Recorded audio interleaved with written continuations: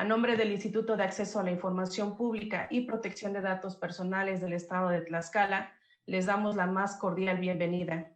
A continuación, agradecemos la presencia de nuestros participantes que esta mañana están con nosotros. El licenciado Fernando Hernández López, comisionado presidente del Instituto de Acceso a la Información Pública y Protección de Datos Personales del Estado de Tlaxcala.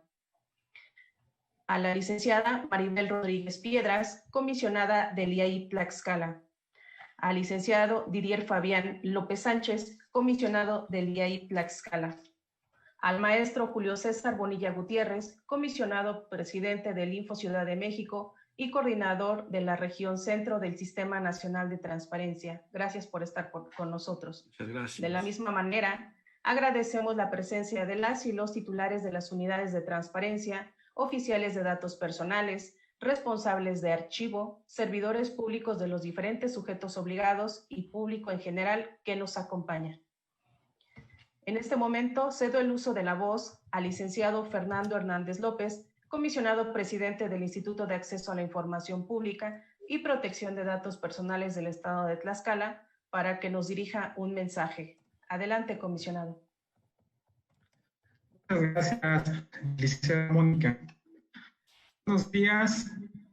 A nombre del Instituto de Acceso a la Información Pública y Protección de Datos Personales del Estado de Tlaxcala, les agradezco su compañía y participación en esta interesante videoconferencia. Mi reconocimiento a todos por su interés en el tema y constante capacitación. Saludo con mucho aprecio y externo mi reconocimiento al maestro Julio César Bonilla Gutiérrez, coordinador de la región centro del Sistema Nacional de Transparencia y comisionado del Info CDMX, por aceptar ilustrarnos con sus conocimientos, ya que, como lo veremos, de su síntesis curricular, tiene amplia experiencia en el tema de transparencia y combate a la corrupción. Maestro Julio César, es un honor contar con su amistad y con su participación este día. El Instituto de Acceso a la Información Pública y Protección de Datos Personales del Estado de Tlaxcala, en su plan de trabajo 2020, consideró como uno de los ejes primordiales la capacitación permanente en todos los rubros. Sin duda alguna, la transparencia es un tema que debe ocuparnos día a día, a quienes tenemos la oportunidad de formar parte de la administración pública en todos los sectores.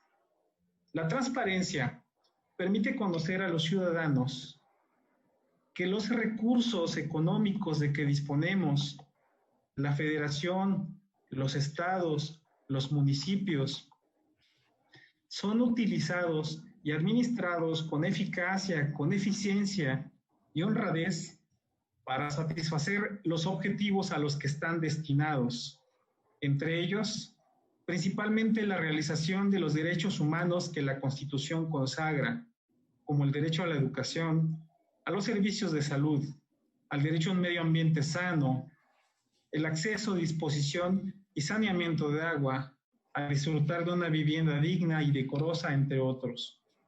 Como se puede ver, servicio público y transparencia es un binomio necesario para lidiar con la corrupción y hacer realidad esos derechos. Y sin duda alguna es una tarea que nos corresponde a todos.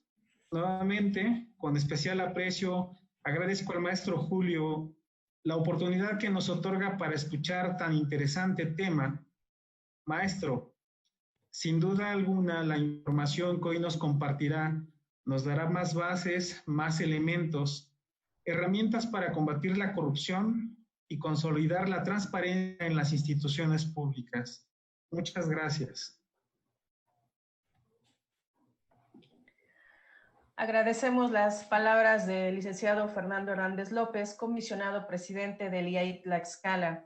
Para continuar, cedo el uso de la voz a la comisionada Maribel Rodríguez Piedras, quien dará lectura a la síntesis curricular del maestro Julio César Bonilla Gutiérrez. Adelante, comisionada. Buen día a todas y todos.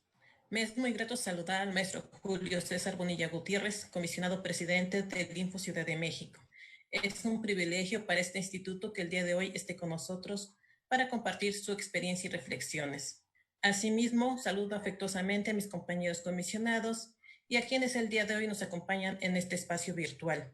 Sean nuevamente bienvenidos. A continuación daré lectura a la síntesis curricular del maestro Julio. Es maestro en Derecho por la División de Estudios de Posgrado por la Facultad de Derecho de la Universidad Nacional Autónoma de México. Especialista en Derecho Electoral, con mención honorífica por la División de Estudios de Posgrado de la Facultad de Derecho, también de la UNAM, donde obtuvo la Medalla al Mérito Universitario Alfonso Caso 2015. Obtuvo el título de Máster en Protección Constitucional y en Sistema Interamericano de los Derechos Fundamentales, Dr. Jorge Carpizo 2015, por el Instituto de Investigaciones Jurídicas de la UNAM y del Instituto de Derecho Parlamentario de la Universidad Complutense de Madrid, docente en la División de Estudios de Posgrado de la Facultad de Derecho de la UNAM. Se ha desempeñado como consejero electoral propietario en el Consejo Distrital 16 del Instituto Nacional Electoral, así como coordinador de análisis técnico jurídico y prospectiva de la Fiscalía Especializada para la Atención de Delitos Electorales y director de proyectos y resoluciones de la Unidad Especializada de Fiscalización del Instituto Electoral del otrora Distrito Federal. Ha participado en diversas actividades académicas nacionales e internacionales vinculadas con el derecho constitucional, derecho electoral, protección de los derechos humanos y combate a la corrupción. Actualmente es comisionado presidente del Instituto de Transparencia, Acceso a la Información Pública, Protección de Datos Personales y Rendición de Cuentas de la Ciudad de México. Y desde el 22 de noviembre de 2019 es coordinador de la región centro del Sistema Nacional de Transparencia. Gracias, maestro, y bienvenido. Continuamos. Gracias, comisionada Maribel Rodríguez Piedras.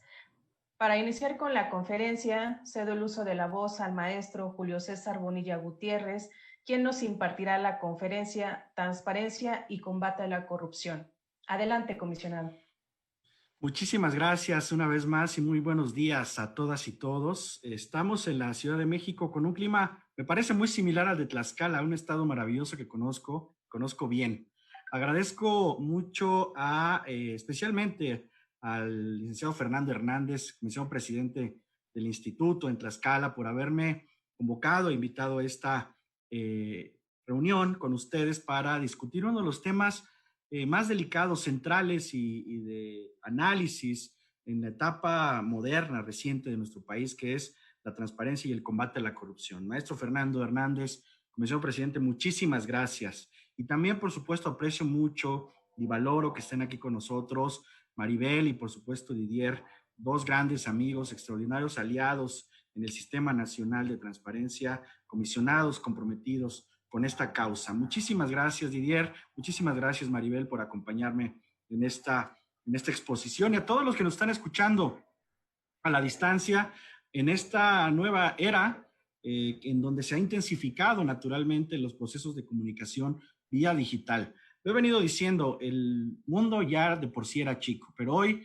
la pandemia COVID-19, una emergencia de carácter planetario en materia sanitaria, pues ha cortado las distancias aún más. Se ha utilizado ya este margen de comunicación con mucha intensidad y qué bueno, porque nos permite interactuar. Hoy en la mañana me hubiese tenido que levantar a las 5 de la mañana y apenas llegar con ustedes, porque me tardo un poquito en salir de la Ciudad de México, como ustedes sabrán. Pero, miren, estamos aquí con ustedes finalmente, con esta gran posibilidad de poder discutir este tema. Así que sin más preámbulos, si me lo permiten, señora comisionada, señores comisionados, me voy a arrancar con esta charla dirigida a todas y todos ustedes, porque a mí, insisto, es un verdadero honor. Muchísimas gracias. Miren, el fenómeno de la corrupción en México es un fenómeno muy complejo, es un fenómeno tan complejo que no solamente se reduce a la sociedad mexicana, sino que tiene penetración en todas las sociedades del mundo. De acuerdo al índice de percepción de la corrupción en todo el planeta, pues ninguna sociedad en realidad escapa al fenómeno de la corrupción. Pareciera un fenómeno que está instalado de manera paralela al desarrollo de las propias sociedades, incluso de las democracias, de manera muy desafortunada. Pero coloquemos algunos datos iniciales para identificar en dónde estamos parados como sociedad mexicana, como instituciones y sociedad en nuestro país. Hay un dato que a mí me gusta destacar cuando trato estos temas porque es importante identificar qué sucedió en nuestro país en un periodo muy corto, paralelo al proceso democratizador de México, que tiene como, si no tiene, no tiene como arranque, pero tampoco como fin, pero sí es un elemento central de nuestra democratización, el año 2000, el año de la gran alternancia política en nuestro país. Y voy a explicar por qué digo que no es el arranque ni tampoco el fin del proceso democratizador en México un poquito más adelante. Pero los especialistas en la materia señalan que es un buen momento para hacer un balance sobre el desarrollo democrático en México, el desarrollo institucional y, por supuesto, la pluralidad política, la competencia en materia electoral, la creación de pesos y contrapesos con mayor intensidad en México.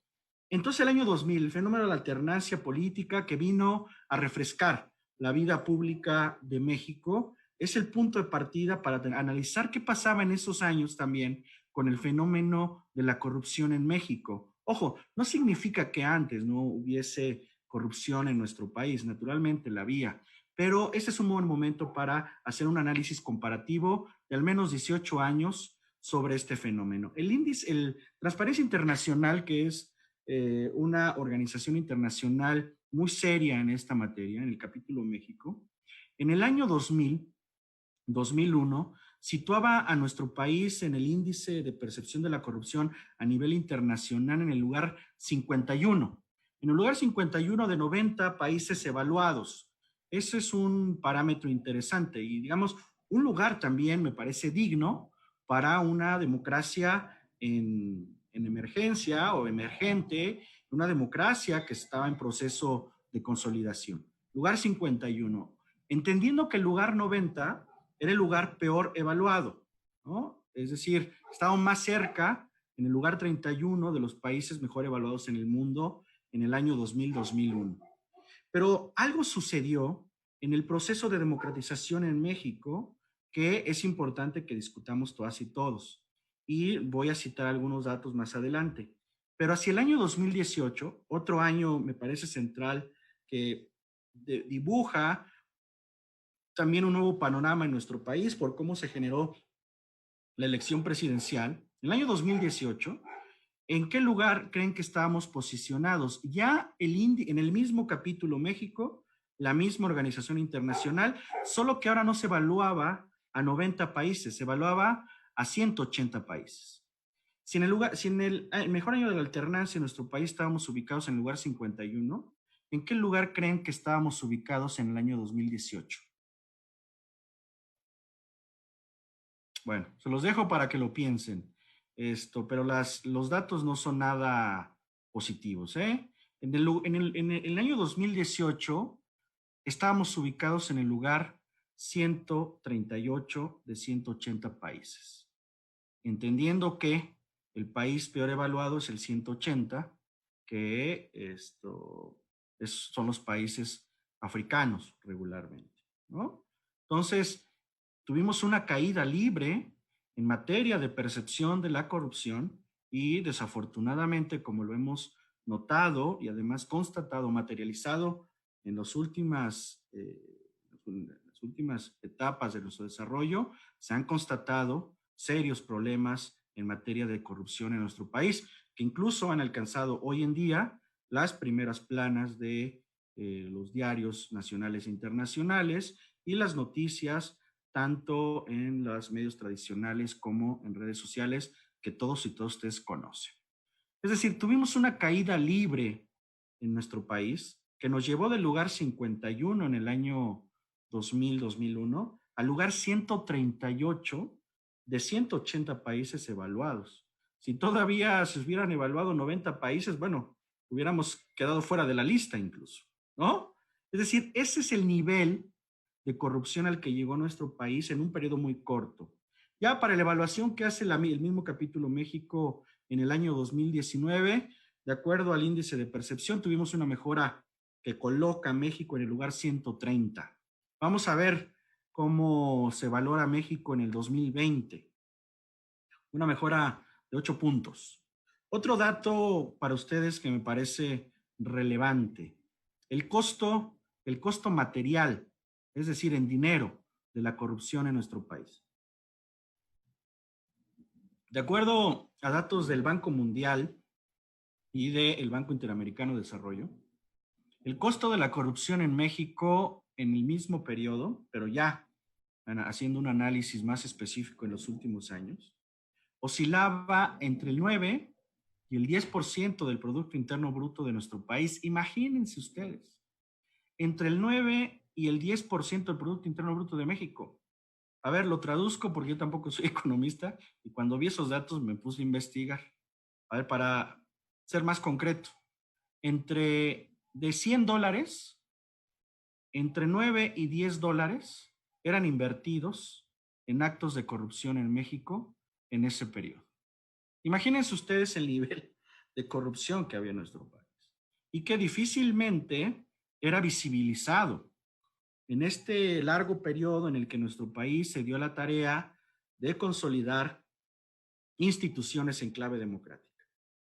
¿Y a qué me refiero? México, después de un proceso muy complejo que todas y todos ustedes conocen, en donde existía el dominio pleno de la vida pública y política del país de un partido hegemónico, donde no se permitía la liberación ni de la competencia ni de la contienda política de a de veras en México.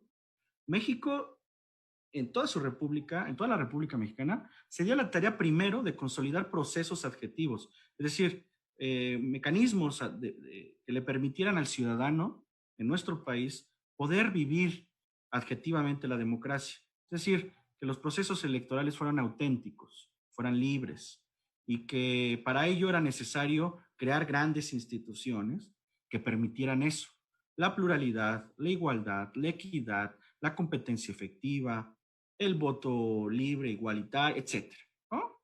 Es decir, ustedes como yo saben que la reforma de 1977 constitucional, que es la famosa reforma madre que da origen a este nuevo mapa democrático en México, también esa reforma inserta en el sexto constitucional, y qué bueno, el derecho de acceso a la información pública.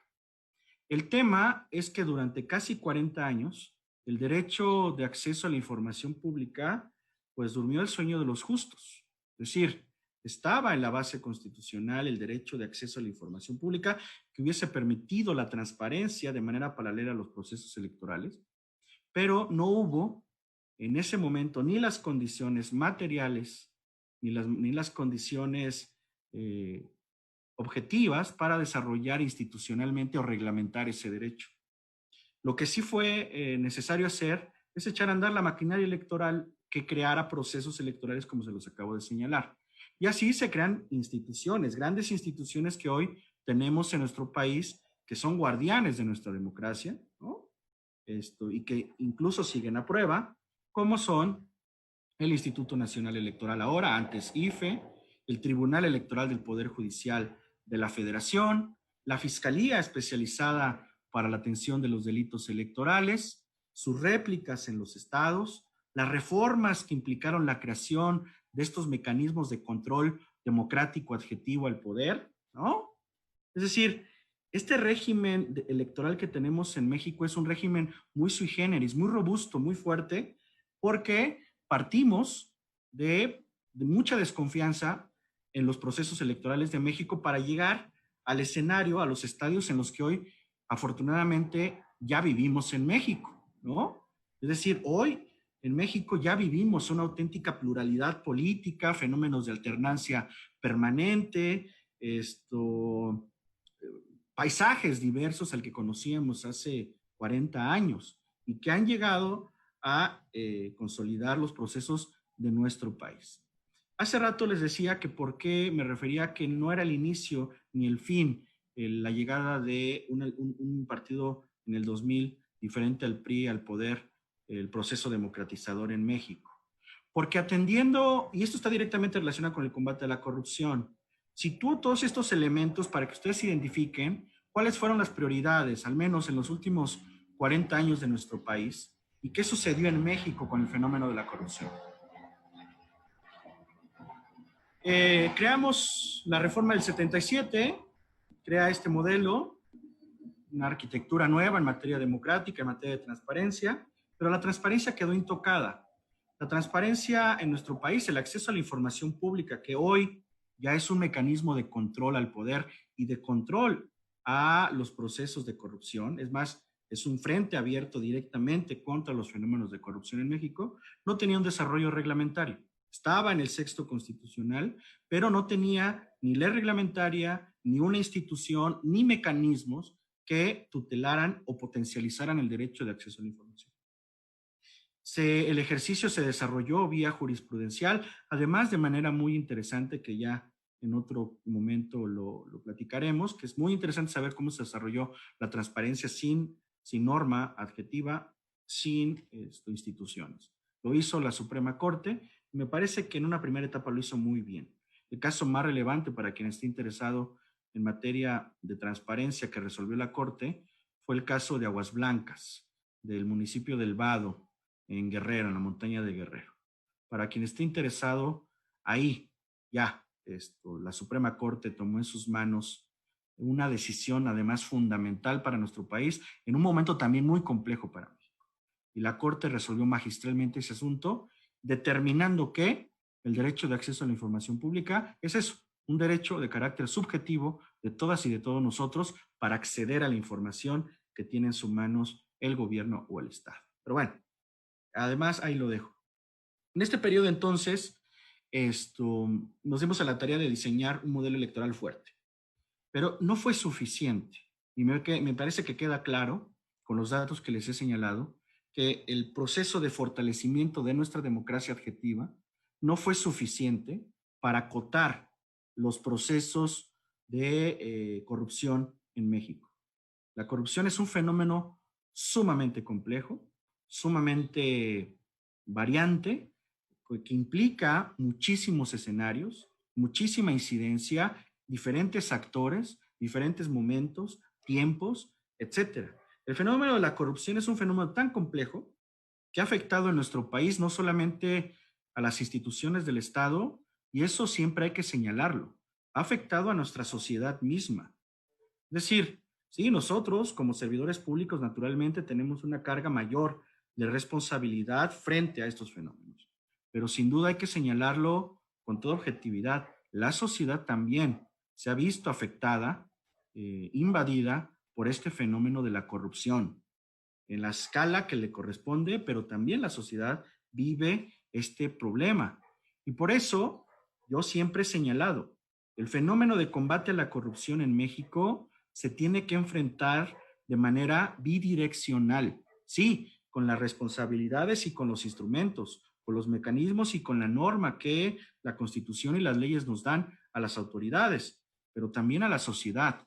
Si queremos tener un avance sustantivo en materia de combate a la corrupción, tenemos que trabajar de manera coordinada instituciones y sociedad. ¿Y a qué me refiero? Pues que también la sociedad tome en sus manos la decisión de enfrentar con toda seriedad este fenómeno. ¿Y a qué me refiero con seriedad? Pues no solamente de subirse a las redes sociales y discutir estos temas y lanzar mensajes y ya, sino hacer parte, una participación activa, directa, frontal, coordinada con las instituciones para enfrentar este fenómeno tan complejo en nuestro país. Insisto, nosotros como Estado, como instituciones del Estado, tenemos la mayor carga de la obligación, pero sin duda en una alianza estratégica con la sociedad funcionará mejor.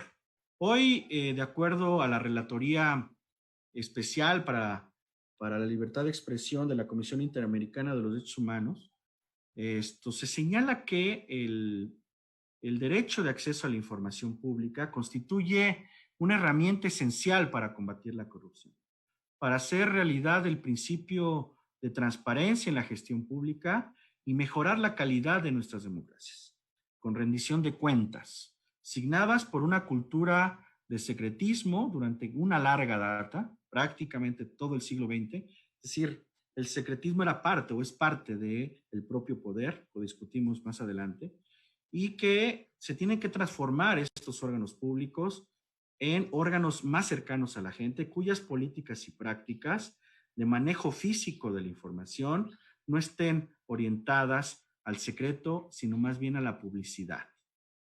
Esto lo señala la Relatoría Especializada o lo especial de la Comisión Interamericana de los Derechos Humanos.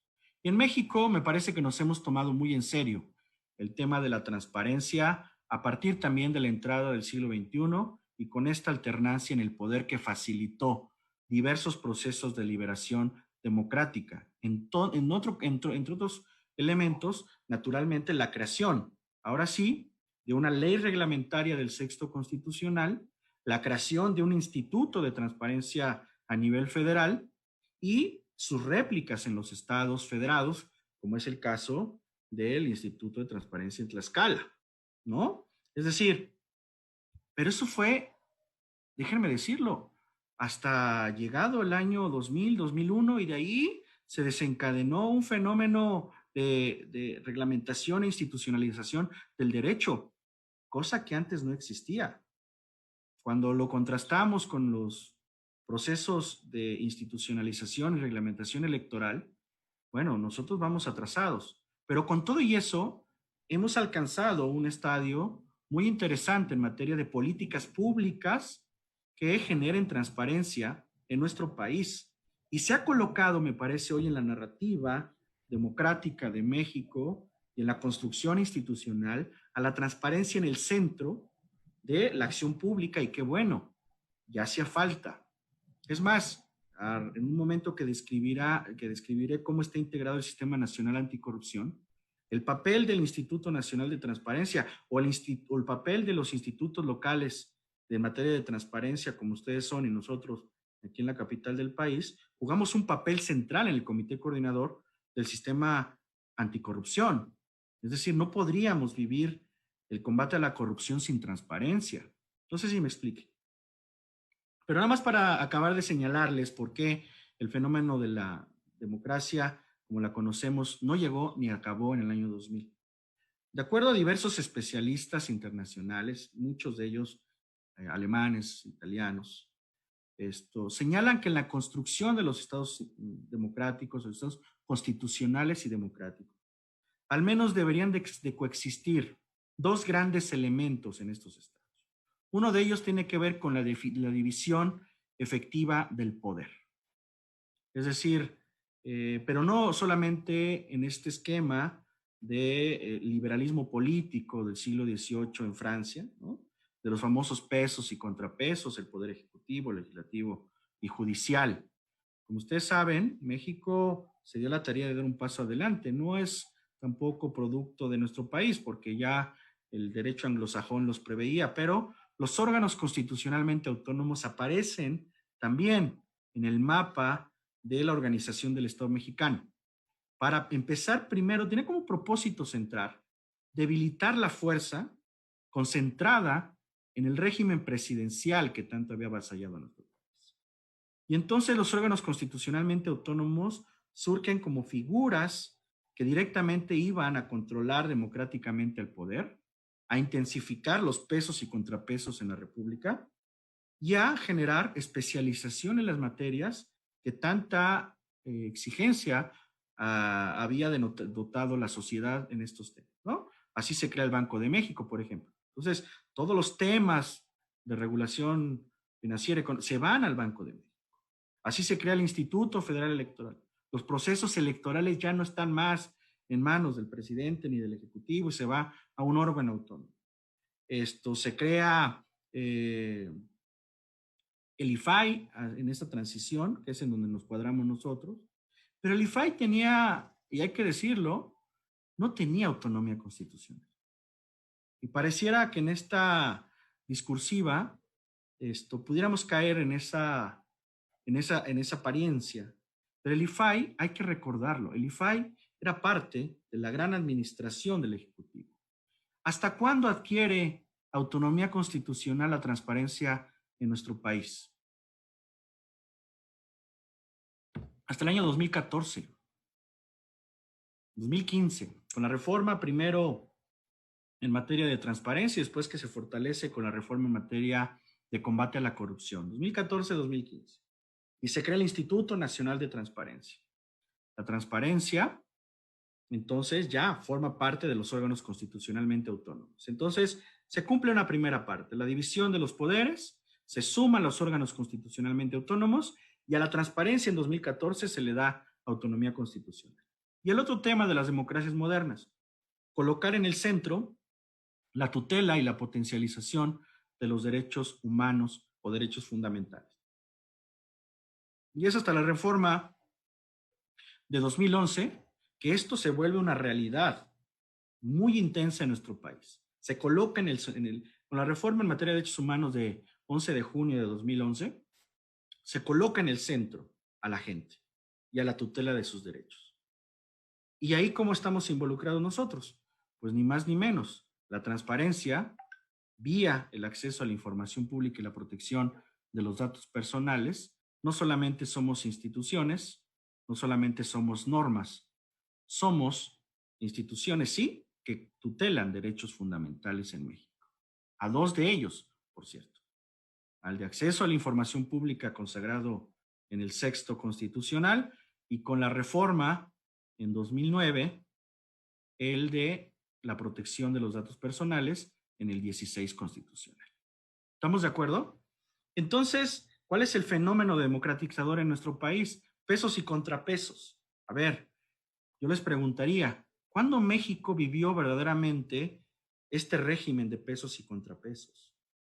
El mapa histórico, jurídico, institucional nos lo dice. Hasta 1994 México no tenía un tribunal constitucional. La Suprema Corte de Justicia de la Nación no era un tribunal constitucional. Fue con la reforma de Ernesto Zedillo de diciembre del 94 que crea un tribunal constitucional en nuestro país. Hasta 1997, el Congreso Federal auténticamente vive un proceso democratizador en la pluralidad política de la integración del Parlamento Nacional. Y es cuando por primera vez en la historia el PRI pierde la mayoría en San Lázaro. Y es en el año 2000 cuando el fenómeno de alternancia alcanza al Ejecutivo y entonces durante todo el año, los años 90 se crean órganos constitucionalmente autónomos y ya entonces podemos hablar de un proceso naturalmente democratizador en México. A partir de ahí, como lo hemos señalado también de manera simultánea, el fortalecimiento de la transparencia en nuestro país. Llega el año 2000 y con el año 2000 llega, hace muy poco tiempo tuve la oportunidad esta misma semana de charlar con dos grandes maestros de un grupo que ustedes seguramente conocen en materia de transparencia, que es el famoso Grupo Oaxaca, el grupo que le dio forma y vida a la primera ley de transparencia en la República y a la creación del IFAI, ¿no? En donde se unen 11 académicos de la UNAM, del Ibero, de la Anáhuac del Sur, de la UDG, representantes de 74 periódicos de diversas regiones del país, Reforma, Universal, Proceso estaban ahí, que lograron consolidar una iniciativa de ley que se convierte en ley, la primera ley federal de transparencia y de acceso a la información y protección en México. Creo que tenemos que darle el valor a este grupo en su justa dimensión para democratizar el poder aún más e insertar la transparencia como un eje rector de estos procesos. Con estos datos, con este mapa histórico, con estos datos duros sobre la transparencia, la corrupción y en dónde estamos parados como ciudadanos, como país, hacia el año 2015, como ustedes saben, ya en un debate muy intenso, se reforma nuevamente la Constitución y se crea el Sistema Nacional Anticorrupción. Naturalmente, la reforma constitucional mandata que existan réplicas del Sistema Nacional en los estados. ¿Y para qué sirve este Sistema Nacional Anticorrupción? Me parece que forma parte de un ímpetu democratizador, sí, de factores históricos, políticos y sociales que ayudaron en gran medida a crear y diseñar este modelo, sabiendo las deficiencias que existen o existían en materia de combate a la corrupción para esos momentos en nuestro país. Con los datos que les he dado sobre transparencia internacional, con los hechos que ustedes conocen en materia de corrupción en México, se plantea introducir un elemento transversal en la República, que además de cierta manera también atraviesa por nuestro federalismo constitucional y la forma en cómo se está rindiendo cuentas en nuestro país. Esta reforma en materia de combate a la corrupción que le da origen al sistema nacional pretende identificar los problemas, tensiones y deficiencias de nuestro modelo democrático, que ya se las he dejado, me parece, vistas en esta introducción, en esta plática, que no fue suficiente la creación de un modelo democrático fuerte en lo adjetivo para combatir la corrupción. Entonces, el sistema se convierte o se intenta convertir en una solución ad hoc a un problema ya de por sí complejo, pero que, como señalaba muy bien Fernando al inicio de esta conversación, no solamente tiene que ver con la federación, sino con los estados y los municipios, que es ahí donde desafortunadamente en los estados y los municipios, en donde con mayor intensidad hubo casos de corrupción, y voy a explicar un poquito por qué más adelante. Entonces, identificar problemas, tensiones y deficiencias, intentar construir una solución ad hoc con diferentes variantes, ¿no? Incluso la tendencia de centralización del sistema versus el federalismo en sistemas, me parece que quedó debidamente equilibrado. Sí se crea un sistema nacional, pero con una coordinación muy intensa con los sistemas locales anticorrupción, en donde se renuevan las facultades y las atribuciones de una serie de instituciones que ya habían sido creadas en clave democrática. Recordemos que había una falta de congruencia primero entre los principios que regían uno de los temas centrales que ha permitido la corrupción en México, que es el régimen de distribución de dinero en México, el famoso federalismo fiscal. Ahí era donde se situaba esta gran posibilidad de cometer actos de corrupción. Y entonces se piensa en este modelo, insisto, como un modelo ad hoc que sigue en proceso de consolidación y que además en nuestro país pues ha sido de cierta manera cuestionado, pero que vale la pena pensarlo o repensarlo en función de sus objetivos y alcances. Penetra la idea de rendición de cuentas con mucha intensidad en los últimos años en nuestro país. Ahí es clave la anticorrupción y la transparencia. Esta triada, anticorrupción, rendición de cuentas y transparencia, nos lleva con la reforma constitucional a un replanteamiento de todo el sistema, primero de responsabilidades administrativas y de fiscalización de los recursos públicos en México, como hace un momento se lo señalé. Primero, la recomposición completa del régimen de responsabilidades administrativas en México. Esto por sí mismo ya era algo muy necesario, aunque muy complejo técnicamente. Y por eso se crea, con esta reforma constitucional, una nueva ley general de responsabilidades administrativas que penetra a todos los sistemas de la federación a través de una distinción básica, elemental, pero a veces en los detalles justamente está la solución de los grandes problemas. Hace una distinción entre responsabilidades administrativas graves y administrativas no graves.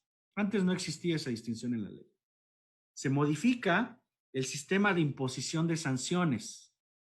Las responsabilidades administrativas no graves hoy tienen como competencia los órganos internos de control, los famosos OICs. Las responsabilidades administrativas graves, la tutela de estas o los procesos de estas responsabilidades, las tienen a cargo los tribunales contencioso administrativos a través de salas especializadas en estos tribunales, tanto en el federal como en el local. Seguramente el avance en Tlaxcala va muy bien con el sistema local anticorrupción. Ustedes saben que en Tlaxcala, entonces su tribunal contencioso administrativo ya tiene salas especializadas y más que eso, magistrados de responsabilidades administrativas especializados en atender responsabilidades administrativas graves. Otro tema central del que les hablé hace un momento, la ley de fiscalización y rendición de cuentas también fue tocada por la reforma constitucional, y qué bueno, porque era otro gran elemento que modifica de manera sustantiva las reglas de fiscalización de la Auditoría Superior de la Federación. Y no solo eso, no solamente las reglas, sino lo sustantivo. ¿Cómo se fiscaliza el dinero público en toda la federación? Antes, la Auditoría Superior de la Federación solamente tenía atribuciones en materia de revisión del gasto federalizado, pero no tenía atribuciones en materia de las famosas participaciones federales y mucho menos de la deuda pública de los estados. Esta nueva atribución que tiene la Auditoría Superior de la Federación me parece que es el tema central del modelo del Sistema Nacional Anticorrupción y de los sistemas locales. Hay que decirlo, por eso señalaba hace un rato, antes, en este proceso tan terrible, no quiero decir que todos ni todas, pero en México era una gran tentación, no solamente por lo que representaba el poder, sino por lo que representaba ejercer el poder sin fiscalización de los recursos, llegar a ser gobernador, gobernadora o presidenta municipal. Porque podríamos encontrar estados con finanzas sanas, es más, estados y municipios ricos, y poder dejarlos endeudados. Al fin y al cabo, la Santa Federación, por decirlo de alguna manera, siempre iba a llegar a rescatar las finanzas de esos estados y municipios, y no había mecanismos suficientes para la fiscalización de los recursos. Imagínense, había escapado a este margen o régimen de fiscalización las partidas y la deuda pública. ¿Y qué tan relevante es eso? Hay una obra que se la recomiendo mucho, que analiza a detalle este tema y que me gusta mucho. Es de Héctor Aguilar Camín y se llama El Nocturno de la Democracia Mexicana. Y señala algo para revelar un poco los datos sobre de lo que estoy hablando. Dice en un párrafo de la obra: sobre la autonomía política de facto adquirida por los estados en el año 2001, cayó la avalancha del presupuesto federal. Entre el año 2000 y el 2014, la federación transfirió a los estados y municipios una cantidad equivalente a 355,000 millones de dólares. Los gobiernos locales iniciaron así su viaje al paraíso fiscal. Fueron ricos sin tener que cobrar impuestos ni rendir cuentas a quien les daba el dinero, que era la federación. Ese es el tamaño de lo transferido. 355,000 millones de dólares. Y bueno, ustedes pueden contrastar la realidad social, cultural, educativa, científica de nuestro país. De 2000 y 2018 no es que hayamos escalado al primer mundo en materia tecnológica, educativa, de infraestructura en nuestro país. Entonces, ¿en dónde están esos recursos? ¿No? Naturalmente se hicieron cosas, pero mínimas. ¿Por qué? Pues no había controles democráticos al régimen de fiscalización del que estoy hablando. Y así es que se van enlazando los factores que estoy intentando describir del Sistema Nacional Anticorrupción. ¿Qué más hay en el sistema? Las facultades de iniciar procedimientos de sanción de funcionarios. Ante irregularidades no graves, la Secretaría de la Función Pública a nivel federal cumple un papel central. Ante irregularidades graves, los tribunales de justicia fiscal y administrativa en las salas especializadas que ya les he señalado. Y muy importante, Eventualmente esas responsabilidades ya imponen acciones de carácter penal. Y ahí se empieza a poner interesante, porque también se reforma la ley orgánica de la Fiscalía General de la República, hoy Fiscalía General de la República, y se crea la Fiscalía especializada en materia de combate a la corrupción, una fiscalía que también en Tlaxcala seguramente ya deben de tener.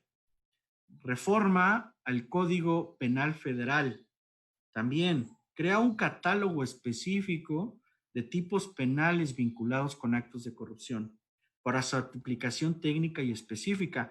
Antes había una diversificación de hipótesis normativas de tipos penales que estaban en diferentes capítulos o apartados del código. Hoy no, se crea un catálogo específico único de tipos penales vinculados con actos de corrupción para su aplicación más efectiva. Y por tanto, impondrán también, en coordinación con el sistema, sanciones de carácter penal. ¿Quiénes son las piezas del Sistema Nacional Anticorrupción? Hay un órgano central. Es una instancia de coordinación. No se crea un nuevo órgano. Eso es importante que lo sepamos. A nivel federal, y ustedes léanlo así, a nivel nacional, porque en los estados existen sus réplicas, ¿no?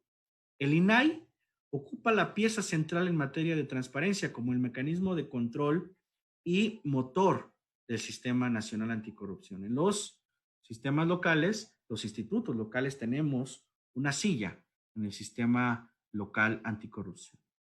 La Secretaría de la Función Pública, que es el órgano de control, la Auditoría Superior de la Federación, que es el órgano de fiscalización, la Fiscalía General de la República, que es el brazo penal, el Consejo de la Judicatura Federal, que es el órgano jurisdiccional, y junto con el Tribunal Superior de Justicia Administrativa, el responsable de imponer sanciones.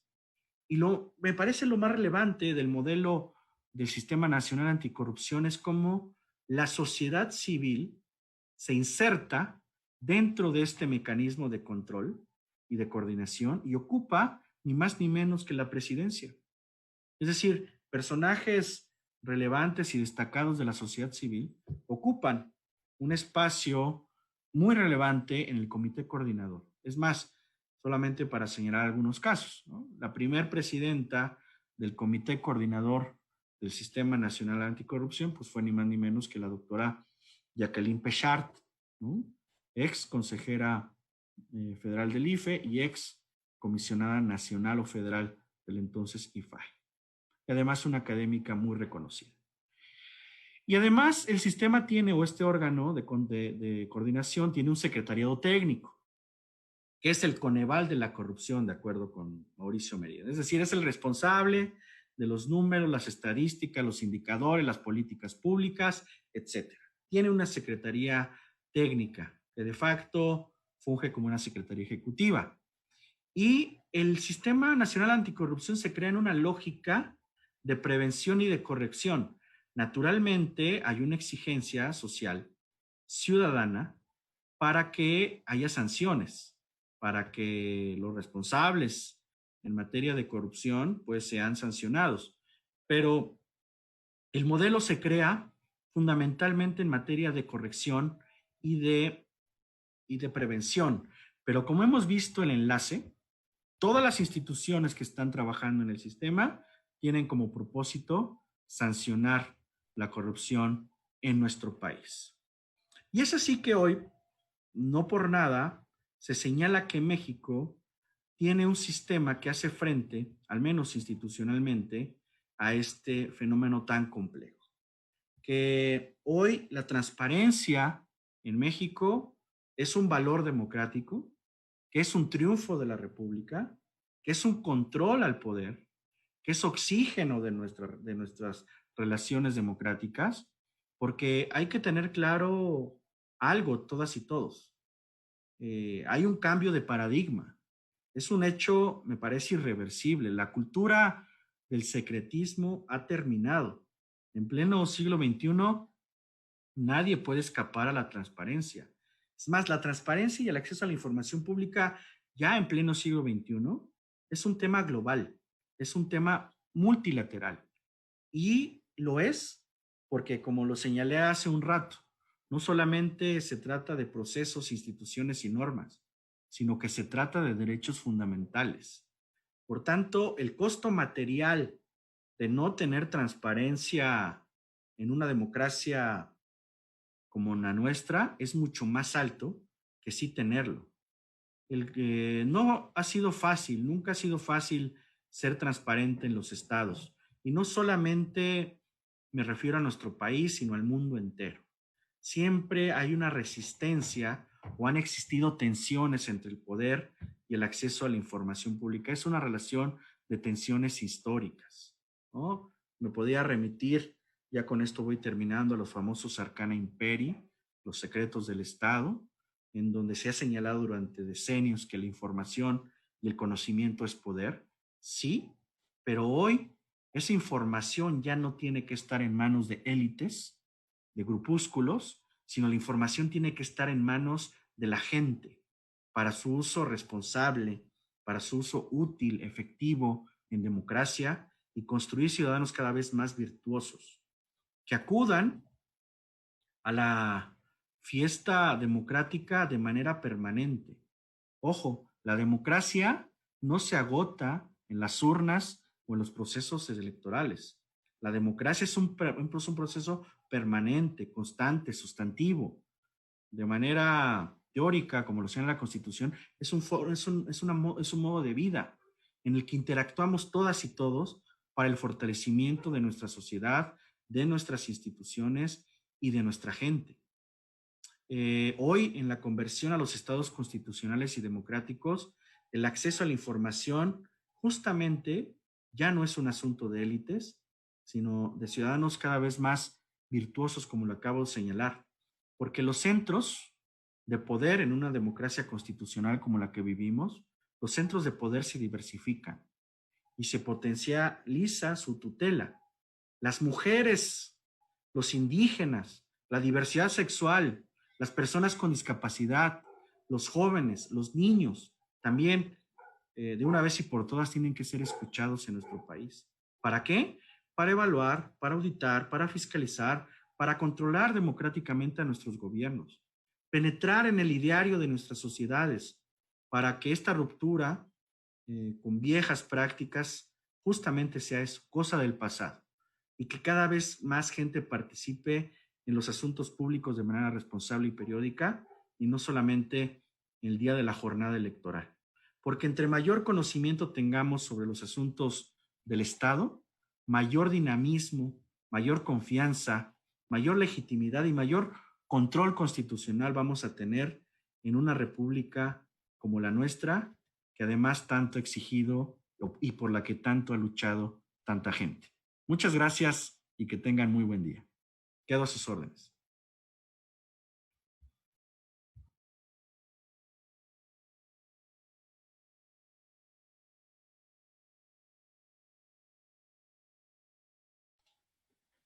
Agradecemos la excelente participación que ha tenido nuestro ponente el día de hoy.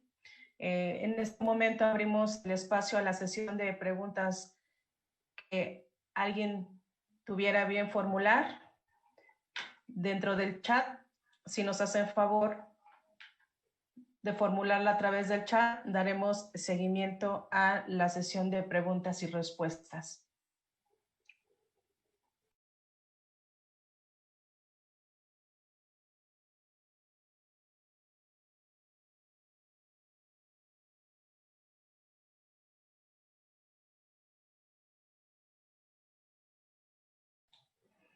Bueno, pues creo que al parecer ha sido una excelente exposición del comisionado Julio César Bonilla Gutiérrez, porque bueno, al parecer no tenemos ninguna pregunta.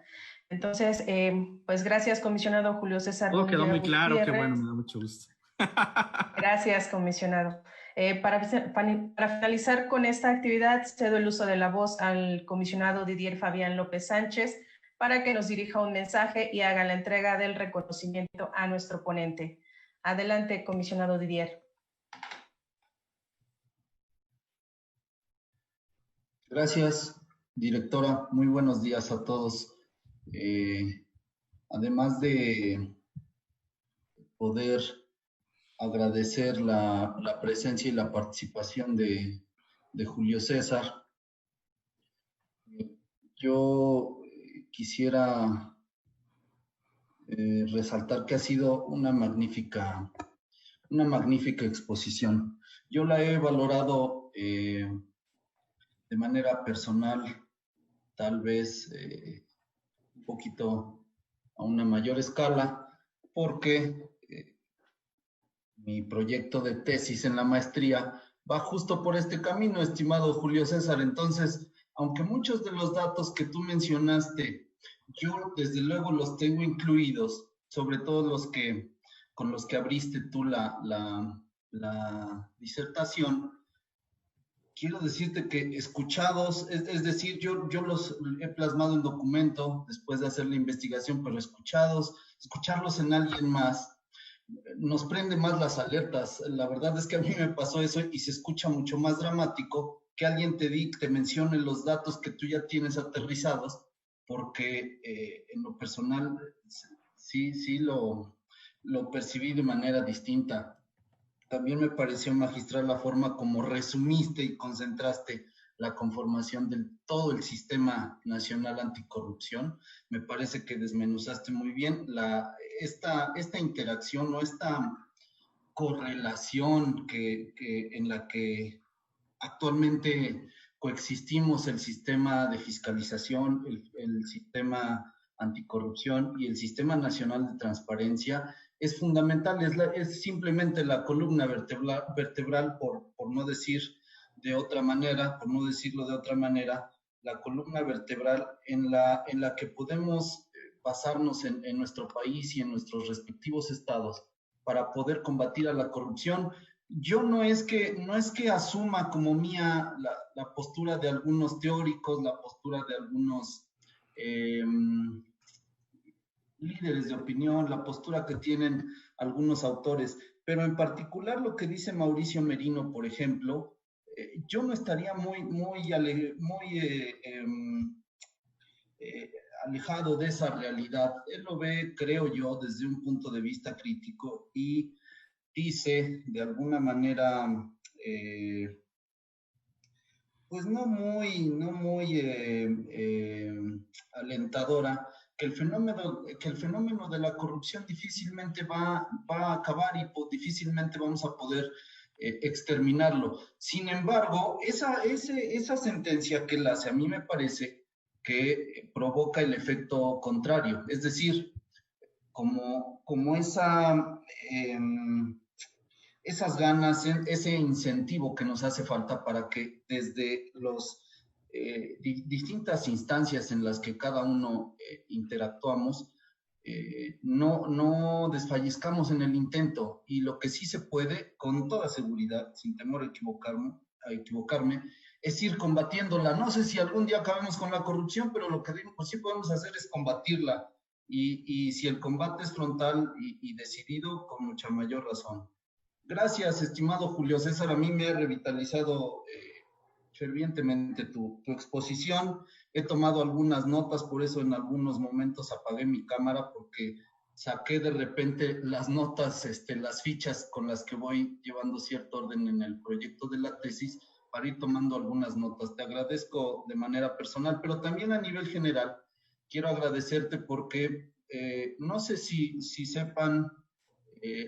los presentes, si no me equivoco, no se menciona en su currículum a fuerza de una falsa modestia por parte de Julio César, pero él es si no tengo erróneo el dato, campeón de debate político en el Distrito Federal y además representó en ese entonces al Distrito Federal, ahora la Ciudad de México, a nivel nacional en este tipo de concursos. Entonces, es notorio, es un hecho notorio, dice uno de mis profesores, es un hecho notorio que cuenta con el don de la palabra y así lo ha dejado de manifiesto durante su exposición.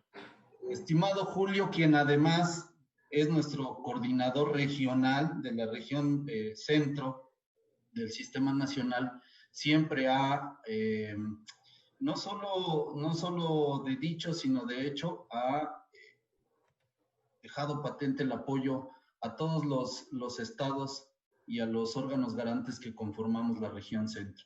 Gracias, estimado coordinador. Tlaxcala te recibe con gusto siempre. Ya habrá oportunidad de hacerlo de manera presencial, saludarte personalmente, pero en esta ocasión no me resta más que agradecerte tu participación y tu disposición siempre para apoyarnos. Muchas gracias a todos los TUTS, a todos los representantes de los distintos sujetos obligados. Gracias por dedicarle unos minutos a incrementar su acervo en cuanto a los temas que tienen que ver con los derechos que nosotros tutelamos desde el instituto. Muchas gracias a todos por su presencia, es invaluable como siempre. Veo muchas caras conocidas, otras tantas no las ubico, pero eso es lo que me da más gusto, encontrar gente que sigue entrando de lleno a esta dinámica que desde el instituto queremos implementar. Muchas gracias. Adelante, directora, no sé si yo voy a leer el reconocimiento, ya no sé, pero muchas gracias, José Luis. Un abrazo, Mil gracias. Didier, muchísimas gracias, de verdad, eres sumamente generoso. Debo decir que empujado en gran medida por nuestra amistad y cercanía, la verdad no le crean todo, pero somos grandes amigos, tanto Fernando, Maribel, Didier, la verdad es que hemos construido una buena alianza, una muy, muy buena alianza en materia de transparencia, acceso a la información y protección de datos en nuestra región. Tlaxcala es un aliado central en este tema y de verdad me siento muy honrado, muy complacido, además muy, muy contento por estar con ustedes. Se siente como estar en casa. Siempre que voy a Tlaxcala me siento igual. Así que de verdad, gracias por su calidez, por su anfitrionía, por su cercanía, por su cariño y que será naturalmente dado en la medida igual que ustedes la dan. Así que les envío un abrazo muy fuerte. Didier, querido Fernando, Maribel, gracias de verdad por esta oportunidad y gracias a todos ustedes. Al final, si me permiten, por si les interesa, en mis redes sociales regularmente también trato estos temas. Se los voy a dejar al auditorio para que lo puedan ver y si tienen interés, pues por supuesto seguirme en las redes sociales, que es lo de hoy. Claro. Muchas gracias. Gracias, comisionado Julio César. Si nos hace el favor, comisionado Didier, de hacer la entrega del reconocimiento al comisionado presidente del INPO Ciudad de México, por favor. Sí, cómo no. El reconocimiento dice así: el Instituto de Acceso a la Información Pública y Protección de Datos Personales del Estado de Tlaxcala, IAIP Tlaxcala, otorga el presente reconocimiento al maestro Julio César Bonilla Gutiérrez por su destacada disertación de la videoconferencia denominada Transparencia y Combate a la Corrupción, Tlaxcala de Xicotenca, a 26 de agosto de este 2020. Firmamos los tres miembros del Consejo General, mi compañera Maribel Rodríguez Piedras, el comisionado presidente Fernando Hernández López y su servidor Didier López. Muchas gracias, estimado Julio César. Que no sea la última, por favor, al contrario, tú fácilmente puedes apoyarnos con múltiples temas, dada tu experiencia y tu preparación académica también. Muchas gracias, Julio, nuevamente. Un abrazo. Cuando quieran, por favor, yo estoy completamente a sus órdenes y lo además con mucho gusto. Otra vez, Fernando, amigo, gracias. Didier, gracias. Maribel, un abrazo fuerte, querida. Gracias a todas y todos los que nos acompañaron el día de hoy. Y ahí les dejo mis redes sociales, ya veo que me la están pidiendo en el chat. A ver si me apoyan a proyectarla, por favor. Pues un abrazo fuerte. Qué gusto estar con ustedes y que tengan una extraordinaria tarde. Un abrazo. Gracias. Gracias. Gracias, comisionado. Pues ya para finalizar, les pedimos a los asistentes favor de prender sus cámaras para la toma de la fotografía oficial. Por favor.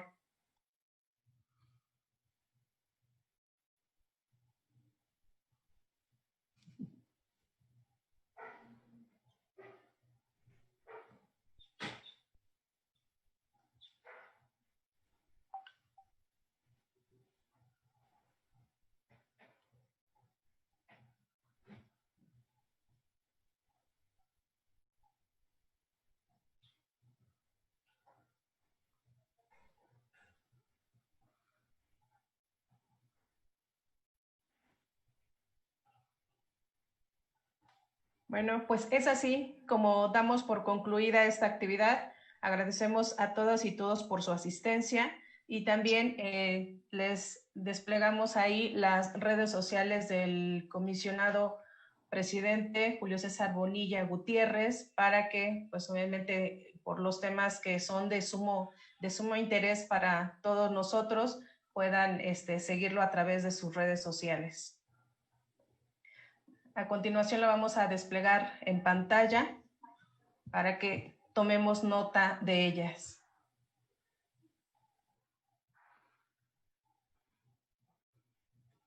Creo que no se están visualizando. Ya está.